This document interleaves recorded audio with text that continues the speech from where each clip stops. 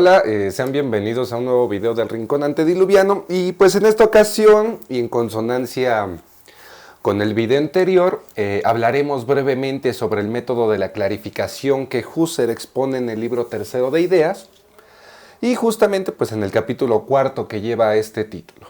Y también hablaremos sobre los sentidos de sentido, es decir, las posibles significaciones de la noción de sentido. Ahora bien, para empezar quiero que abramos la exposición del día de hoy citando a Husserl.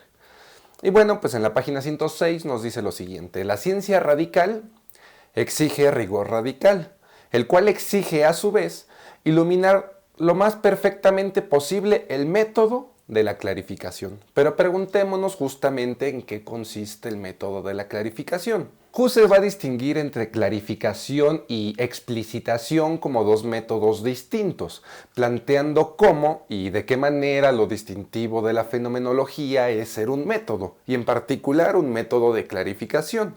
La explicación de un concepto, es decir, de lo mentado por la palabra en cuanto tal, pues se ejecuta dentro de la esfera discursiva, y en cuanto a algún concepto es explicitado en tanto que significado, lo que tenemos pues es un nuevo concepto. Mientras que al clarificar rebasamos los meros significados verbales, es decir, la clarificación tiene el cometido de dar a las viejas palabras un sentido constituido de nuevo, o bien la meta de la clarificación puede formularse de la siguiente manera: crear de nuevo, en cierto modo, el concepto predado, extraerlo de la fuente primigenia de la validez conceptual, de la intuición, y prestarle dentro de la intuición los conceptos parciales pertenecientes a su esencia original. Esto en la página 117. Ahora bien, no está de más mencionar que Husserl utiliza el término alemán Klärung, que puede ser traducido justamente como clarificación o en ocasiones ha sido traducida como esclarecimiento. Y bueno, pues al clarificarse trasciende la esfera de los meros significados de las palabras y del pensamiento de significados. Por ejemplo, la palabra significa algo que puede decir su significado, exige un ser adecuado que la cumpla. Esto pues exige un significado, ¿no? Pero la palabra puede ser equívoca, y como la palabra pues puede exigir significados diferentes, pues por ejemplo la palabra sentido, que veremos más adelante, guarda distintos significados. Pero las palabras también pueden exigir significados incoherentes, a veces estrechamente relacionados, a veces más alejados, más lejanos, a veces más limitados, en otras ocasiones significados más generales o menos generales, etc. Y como es bien sabido, pues esto genera mucha confusión y errores en la ciencia. Entonces, la clarificación tiene la función de dar a las antiguas palabras un nuevo significado. Y al aclarar su significado se toma como válida. De lo que estamos hablando pues es de la preocupación por la validez. Y la meta es justamente la claridad. Ahora bien, pues a pesar de que Ideas 3 es un texto que llama poco la atención para dar una introducción al pensamiento de Husserl, debido a que se toma como un texto de metodología, como ya mencionamos en otros videos, permite entender algo fundamental, y esto es que la fenomenología es básicamente un método. Disculpen ustedes la insistencia a lo largo de estos videos en recalcar que la fenomenología es un método, pero a nuestro modo de ver no se puede comprender qué es la fenomenología sin dejar completamente claro este punto. ¿Pero por qué? Porque la fenomenología, antes de entrar en cuestiones como qué es el ser humano, qué es el conocimiento, qué es el ser, o bien preguntarse sobre si la vida tiene algún sentido, tiene algún significado, la formulación básica de la fenomenología tiene que ver con el método. Y algunas de las preguntas en torno a las cuales girará la exposición del día de hoy pues, son las siguientes: ¿cómo y pues de qué manera el pensamiento puede preguntarse acerca de su validez? O bien, ¿cómo es que el pensamiento de una persona que se encuentra en una situación concreta y que los contenidos que tiene pueden ser contingentes, es decir, puede estar pensando en diferentes cosas, cómo es que en esa singularidad y contingencia aquello que piensa puede alcanzar una validez universal? O en otras palabras, ¿cómo es que han de fundamentarse las ciencias? Y cómo las ciencias pueden alcanzar el fundamento que les da validez. Ya habíamos visto en el video anterior, cuando estábamos hablando de que a Husserl le preocupaba observar cuál era la validez de las ciencias, cómo se fundamentaban a sí mismas. Y bueno, pues lo que veremos el día de hoy, lo que estamos diciendo ahorita, tomémoslo como la continuación de esos dos videos que hemos ya realizado. Para Husserl, dar cuenta de estas interrogantes es justamente la tarea de la filosofía. Y si el propósito de la filosofía es dar cuenta de esa fundamentación de la validez de todo discurso, debemos distinguir entre dos nociones o cuestiones. Es decir, número uno, debemos distinguir la cuestión de la validez de la número dos, que sería la cuestión del sentido. Cuestiones ambas que giran en torno a este capítulo que estamos tratando. Entonces, pues veamos la primera cuestión, la cuestión de la validez. Esta es una cuestión en demasía importante para la filosofía moderna, para la filosofía contemporánea, pero cabe preguntarnos si justamente estaría ahí el aspecto distintivo o bien el aspecto específico de la fenomenología que merece que se tome como hilo conductor posible para explicar o presentar los problemas de la filosofía del siglo XX. Pero ustedes se preguntarán, ¿que no en realidad la cuestión de la validez es algo que Kant ya había hecho en su famosísima obra La crítica de la razón pura de 1781? Y sí, por supuesto, la filosofía trascendental kantiana se pregunta por cómo pueden ser válidos los contenidos de nuestra experiencia. Y este es un cuestionamiento que Kant se plantea en una carta muy famosa que escribe a Marcus Hertz, y que se encuentra fechada el 12 de febrero de 1772, y que esta carta es muy importante porque es una carta que es tomada por muchos pensadores como el gran inicio de la filosofía crítica. Pero bueno, la cuestión es que Kant se está preguntando cómo son posibles a priori los juicios sintéticos. Y esa pregunta por el a priori podríamos reformularla de la siguiente manera. ¿Cómo es posible que el contenido que se presenta en los juicios sintéticos tenga universalidad y necesidad? O bien, ¿cómo es posible que la verdad de aquello que se presenta en nuestros juicios sintéticos no sea una verdad pasajera, una verdad que se disuelve por obra del viento o la marea, ¿no? ¿Cómo podemos mostrar que el contenido y la pretensión de verdad de nuestros juicios se mantiene? Y bueno, pues eso es justamente la validez. El cómo pueden ser válidos esos contenidos. Pero, ¿Husserl se está preguntando esto? Evidentemente, sí, Husserl se está preguntando esto. Esta es también la preocupación husserliana. Es decir, se preocupa por cómo es posible que la verdad no se agote en esa situación en la cual un sujeto, a partir de sus sentidos, encuentra o conoce algo que efectivamente está ahí. Se pregunta, ¿cómo es posible que esa verdad pueda mantenerse más allá de esa situación, más allá de ese aquí y ahora? Y esa preocupación la comparte con Kant. Y en este sentido podríamos decir que tanto la filosofía de Kant como la filosofía de Husserl son filosofías que se preocupan por la validez. Husserl nos dice lo siguiente: por lo que hace al conjunto de sus proposiciones y conceptos, todas las ciencias deben satisfacer la exigencia obvia de estar bien fundamentadas. Los enunciados deben de ser válidos y solo pueden serlo si los conceptos por su parte también son válidos. En la página 108. Y bueno, con esta cita que acabamos de ver, se hace evidente que Kant y Husserl se preguntan cómo puede mantenerse la validez de nuestros juicios, la validez de nuestras expresiones. Entonces lo que tenemos es que la filosofía no habla de objetos, no tiene ciertos objetos privilegiados en donde se diga que precisamente estos objetos son demasiado nobles como para hablar del ser, como hablar del alma, hablar del amor, de la libertad, etcétera. Sino que la filosofía, en este sentido, no habla de objetos, sino que habla de nuestro modo de referirnos a los objetos con validez. Y la pregunta ahora sería, ¿cómo es posible que nuestros juicios que se refieren a objetos tengan validez? Y eso sería precisamente una filosofía trascendental. Sobre todo pensando en Kant, que en la crítica de la razón pura, y bueno, pues para ser exactos en la parte concerniente a la lógica trascendental, se refiere a aquellas reglas a priori que hacen posible la constitución de todo objeto precisamente como objeto de la experiencia. Y ese punto es el que Husserl comparte con Kant. Husserl en Ideas 3 recupera preguntas y inquietudes tanto del primer periodo de su pensamiento, ya hicimos el video general de los periodos del pensamiento de Husserl, y pues lo pueden revisar. Y bueno, estas preocupaciones del primer periodo terminan por cristalizarse en torno a las investigaciones lógicas. Pero también esta obra anticipa problemas del tercer periodo de su pensamiento, que tiene lugar por ahí de la época de la década de 1930, y que es justamente cuando se está preguntando por el sentido de cómo es posible que la filosofía, frente a cierta comprensión del trabajo de las ciencias, pueda dar cuenta de un sentido homogéneo.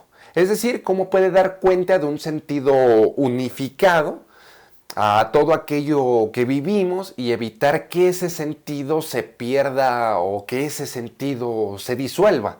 Entonces, pues aquí estamos hablando del paso de la validez al sentido.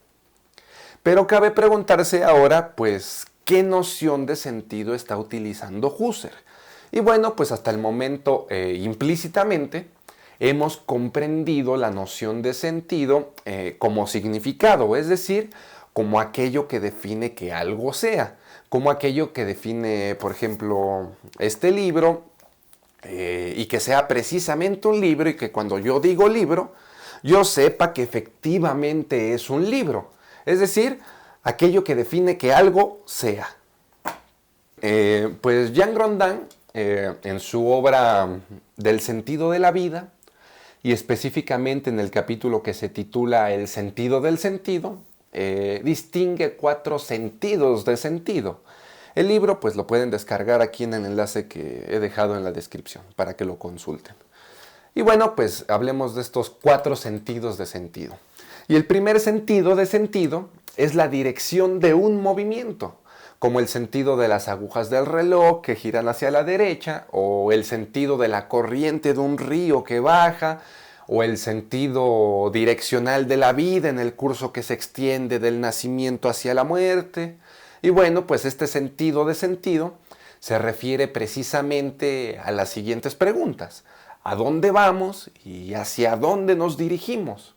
El segundo sentido de sentido es el de significado, es decir, aquello que define que algo sea, como mencionamos ahorita en el ejemplo del libro, que puede llamarse sentido significante o también sentido significativo. Un ejemplo de esto es que cuando nos topamos con una palabra extranjera y consultamos pues un diccionario, justamente para saber su significado, es el modo en el cómo nos vamos familiarizando con el concepto general, y solo al familiarizarnos con ese concepto general es que nos da la posibilidad de utilizarlo, nos da la posibilidad de entenderlo y ocuparlo. Y bueno, pues la tercera noción de sentido apela a la sensibilidad, es decir, a la capacidad sensible del ser humano, que es la manera en la cual algo se siente. En otras palabras, pues sería la capacidad de sentir, se refiere a la vida sentida. Y por último, tenemos el sentido como inteligibilidad, que corresponde pues a la manera de comprender cómo está dispuesto un todo. Es decir, pues es la capacidad de juzgar, una apreciación de carácter reflexiva de las cosas. Este sería el último sentido de sentido, la inteligibilidad. Y bueno, pues estas 4 nociones, o en estas 4 concepciones de sentido, la número 2, o bien el sentido de sentido como significado, como aquello que define que algo sea, es la acepción de sentido que se encuentra presente en la filosofía trascendental. Y recordemos que lo que la filosofía trascendental está tratando de hacer es hacer explícito cuál es el sentido, entendido como significado de los contenidos de la experiencia. Pero cabe preguntarse qué significa que algo sea un contenido de la experiencia. Y bueno, pues antes de responder debemos aclarar que no quiere decir que se encuentre a la manera de una representación mental, a la manera de una imagen que haya impactado en nuestra mente y que la guardemos como una especie de fotografía en el espacio de lo mental para utilizarla en el momento que sea más conveniente o que más conveniente nos parezca. No debemos entenderlo de esta manera. Que algo sea un contenido de la experiencia quiere decir que es un producto de aquella actividad que despliega la subjetividad. Seamos más precisos al respecto. Lo que quiere decir que algo sea un contenido de la experiencia es que sea el resultado de una síntesis de intuiciones y conceptos en un espacio y tiempo determinados. Esto es que sea el resultado de una actividad sintética, el resultado de la actividad sintética de la subjetividad. Y aquí no estamos hablando de una subjetividad personal, no es lo que tú que me estás viendo o yo podríamos sentir o ver, no es lo que te puedas imaginar con respecto a algo, sino que es una subjetividad que se refiere a todos y absolutamente a todos, sin individualizar a nadie. Se está refiriendo a una actividad que opera como una combinación y una articulación de reglas básicas que son la suprema condición de posibilidad para que la experiencia tenga lugar. Pero ¿por qué nos interesa pues todo esto que estoy diciendo? Porque nos permite pensar a la subjetividad independientemente de las condiciones históricas, independientemente de la sensibilidad humana, nos permite preguntarnos por esa suerte de maquinaria para producir experiencia. ¿Y qué consecuencias trae esto consigo? Pues ese es un tema complicado y pues lo dejaremos para después porque si no, no terminaríamos nunca este video. En realidad necesitaríamos todo un seminario para ir desmenuzando esta cuestión. Así que mejor volvamos a la noción de sentido en la que Husserl se está apoyando. Y tomando en cuenta pues las 4 nociones de sentido que anteriormente mencionamos, leamos el siguiente fragmento del capítulo 4 de Ideas, donde Husserl dice que los progresos de la ciencia no han aumentado nuestro patrimonio de conocimientos intelectivos. Merced a ellos, el mundo no se ha vuelto en absoluto más comprensible, tan solo se ha vuelto más útil para nosotros. Esto viene en la página 10. Y bueno, en esta cita que acabamos de decir, aquí pues se encuentra implícito una pérdida de sentido, es decir, una pérdida de sentido de la cual es responsable en buena parte la manera en la cual pretenden trabajar metodológicamente las ciencias del siglo XX, donde las nociones 1 y 4 de sentido, o bien las nociones de sentido como dirección y de sentido como inteligibilidad, se pierden por completo. En otras palabras, pues encontramos que en las ciencias tal cual y como se fueron desarrollando en el siglo XX, hay una pérdida de dirección y una pérdida de inteligibilidad.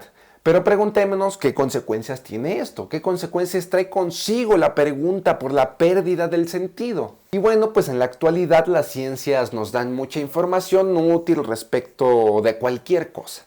El problema que trae consigo lo anterior es que hacen que se pierda la dirección en tanto humanidad, el hacia dónde nos dirigimos en tanto individuos que formamos parte de un todo más amplio, que formamos parte de una totalidad.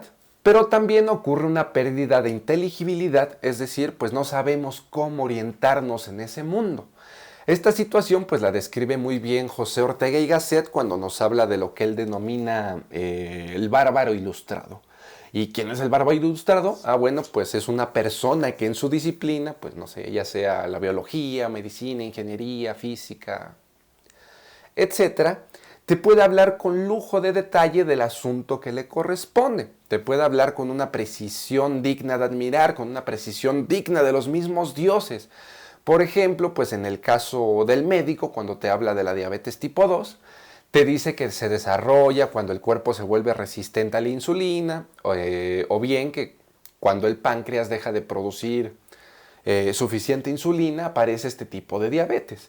Y bueno, pues también te explica que algunos de los factores físicos que pueden aumentar el riesgo de tener este tipo de diabetes son el sobrepeso u obesidad, exceso de grasa en el vientre, inactividad física, etcétera, ¿no? También puede explicarte que ese tipo de diabetes puede ser causada por una combinación de factores genéticos y ambientales, o que también existen otros factores que pueden aumentar el riesgo de tener diabetes tipo 2, como son pues los antecedentes familiares, la raza o el origen étnico, niveles de lípidos en la sangre, la edad, riesgos relacionados con el embarazo, síndrome de ovario poliquístico, etcétera. Bueno, Pero lo que queremos resaltar es que no le pidas a ese médico o a ese mismo médico que trate de situar ese conocimiento en un contexto más amplio. Es decir, pues no le pidas que trate de dar cuenta de su mundo, porque a partir de ese momento es que empezaron los problemas. La pérdida de inteligibilidad se refiere a esa incapacidad de dar cuenta de la totalidad a la cual pertenece. Y por supuesto, pues todos estos temas que nos explica el médico son temas dignos de discutirse, pero no tienen absolutamente nada que ver con la validez de la que habíamos hablado anteriormente. De lo que estamos hablando es sobre la cuestión del sentido, que es una cuestión distinta a la pregunta por la validez. Y bueno, pues la segunda objeción sería la siguiente. Si el tema del sentido es importante y ya se ha explorado en gran medida durante el pensamiento del siglo XX, como por ejemplo Heber Marcuse en El hombre unidimensional, o bien la dialéctica de la ilustración de Adorno y Horkheimer, o bien en todo el existencialismo francés, bueno, estas son posiciones o corrientes de pensamiento que representan una denuncia de esta pérdida de dirección y de esta pérdida de inteligibilidad a la que Husserl se está refiriendo. Entonces, pues, ¿cómo podemos encontrar lo peculiar de la fenomenología husserliana? ¿Y qué es lo peculiar de la fenomenología husserliana? Ya que parece más bien que la fenomenología, en este sentido que estamos hablando, juega el papel de una compañera de camino en toda esta denuncia de la pérdida de dirección y de la pérdida de inteligibilidad. Más aún, pues uno podría decir que tal vez, y solo tal vez, el tema de la filosofía post-hegeliana fue justamente la denuncia de esta pérdida de sentido. Recuerden que dije tal vez y solo tal vez, no quisiera caer en un reduccionismo, sino que solamente estamos dando algunos ejemplos para resaltar el tema que nos ocupa en esta ocasión. Y para pensar en esta cuestión, pues ocuparemos de ejemplo a tres pensadores. Y bueno, el primero es Marx, que desde obras anteriores, pero sobre todo en el Manifiesto del Partido Comunista de 1848, señala algo fundamental. Y lo que señala es cómo el capital lo que ha hecho es desmembrar por completo las formas de vida tradicionales, las formas de vida precapitalistas, convirtiendo absolutamente todo en una mercancía. Incluso se han transformado en mercancía las relaciones humanas. Y bueno, pues ya llegará el tiempo en el que hablemos de estos temas que son en verdad importantes para entender el mundo en el que vivimos, pero por el momento dejémoslo como ejemplo. Y bueno, pues el segundo pensador es Kierkegaard, que tiene un escrito en donde dice que nuestra época es una época crítica, en el sentido de una filosofía trascendental, es decir, que todo lo someta al tribunal de la razón. Y aún así, pues es una época que no tiene probidad, una época que no tiene moralidad, integridad y la honradez que debe tener la conducta humana. Y por tanto vivimos en una época deshonesta. Pero pues podemos preguntarnos cómo es posible que nuestra época pueda ser crítica y deshonesta al mismo tiempo. Y lo que señala Kierkegaard es que en el escenario cultural pues todo se convierte en un mercado de planteamientos críticos donde podemos elegir a placer sin nunca comprometer realmente nuestra existencia. Por ejemplo, pues hay muchas modas filosóficas. Hoy en día pues está de moda Foucault, está de moda Judith Butler, también está de moda Deleuze y el cuerpo sin órganos, pero pues para entender esto hay que leer a Bergson. Y bueno, pues el pensamiento de Bergson no es cosa fácil. Y digo, el pensamiento de ningún filósofo es cosa fácil, pero Bergson tampoco. Y bueno, pues está complicado el asunto, ¿no? Pues, bueno, pues si está complicado, no nos preocupemos y leamos entonces mejor el pragmatismo rortiano. Y bueno, pues si se fijaron en el movimiento, es una época descomprometida, una época sin probidad. Es una época crítica en la medida en la cual hay muchos discursos, algunos bien fundamentados, otros no, que con base en razones explican o pretenden explicar cómo está compuesta nuestra experiencia, pero en realidad esos discursos se han edificado sobre esta pérdida de dirección y esta pérdida de inteligibilidad.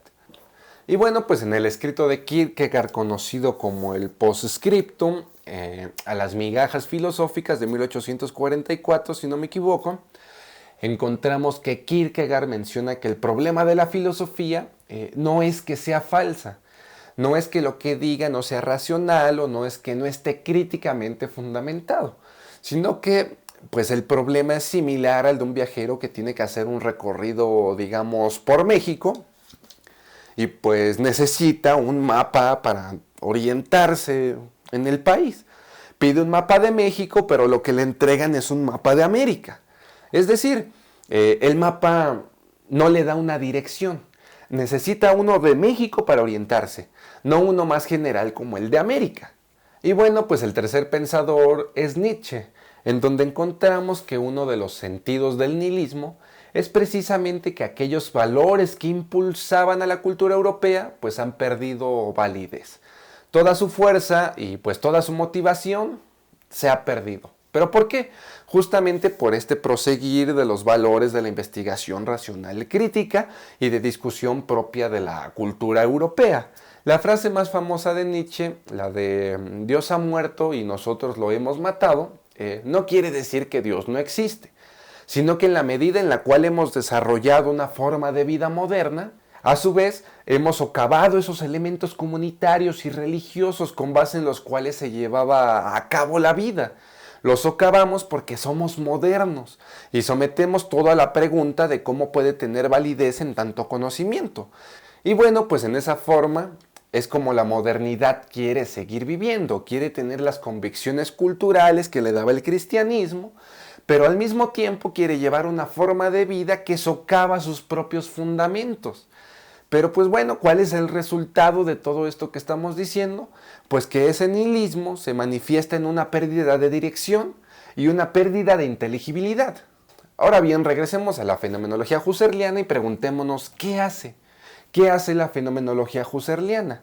Y como ya dijimos, la fenomenología husserliana denuncia la pérdida de sentido y eso también ya lo hicieron Marx, Kierkegaard, Nietzsche. Pero, pues entonces, ¿cuál es la peculiaridad de la fenomenología? Y no podemos preguntarnos por la validez sin preguntarnos por el sentido. Es decir, no podemos denunciar la pérdida de dirección y la pérdida de inteligibilidad sin recuperar la cuestión y la pregunta por la validez del conocimiento. Y eso es lo que está haciendo la fenomenología. Entonces tenemos que la fenomenología husserliana, en tanto método de clarificación, conecta la pregunta de la validez de nuestras pretensiones de conocimiento con la pregunta por el sentido. Y ustedes se preguntarán, pues, ¿cómo lleva a cabo esa síntesis? ¿Cómo lleva a cabo esa conexión? Pues bueno, la fenomenología se sirve de la tercera noción de sentido, colocándola como eje de articulación. Es decir, que coloca la sensibilidad a la manera en la cual algo se siente como eje de articulación. Y lo que tendríamos es que solamente si la subjetividad es una subjetividad sensible, una subjetividad encarnada, es que puede enfrentar ambos problemas, tanto el problema de la validez como el problema del sentido. Y bueno, pues es así como se puede decir que la peculiaridad de la fenomenología husserliana radica justamente en ese intento de articular los 4 sentidos de sentido. El sentido como dirección, el sentido como significado, el sentido como sensibilidad y el sentido como inteligibilidad. Pues a lo largo de los videos ya realizados y otros que vendrán en un futuro, iremos explicando poco a poco esta hipótesis que aprendí del doctor Jorge Armando Reyes Escobar. Pero antes de eso, quiero hablar un poco más sobre el sentido de dirección, porque esta pérdida de sentido me parece algo muy importante que debemos tener en claro para pensar nuestra realidad. Y bueno, pues el sentido que se refiere a la dirección es un hacia dónde vamos. Y como ejemplo podemos tomar a la Revolución Francesa, que trajo consigo una enorme transformación. Trajo consigo un vuelco radical completo en la cual los seres humanos entendían el poder político y entendían sus obligaciones respecto de la autoridad, y fue un vuelco en el cual cambia el orden dado de las cosas, ¿no? Etcétera. Pero pues cuando ocurre, como pensaba Kant, puedes entender cuál es la dirección. Se puede entender hacia dónde van y por eso señala que cuando vemos estos eventos en Francia sentimos cierto entusiasmo. ¿Pero en qué consistía este entusiasmo? Pues en que el entusiasmo era el que ponía y marcaba el rumbo hacia el cual se iba, es decir, hacia el cual se dirigían. Había una dirección y esa dirección era justamente la del progreso. La historia pues no es simplemente una acumulación caótica de hechos, sino que es una narración inteligible, en el cuarto sentido de sentido, y es una narración que apuntaba hacia el progreso, una dirección, es decir, el primer sentido. Y esto es lo que acompaña pues gran parte del desarrollo del pensamiento del siglo XIX.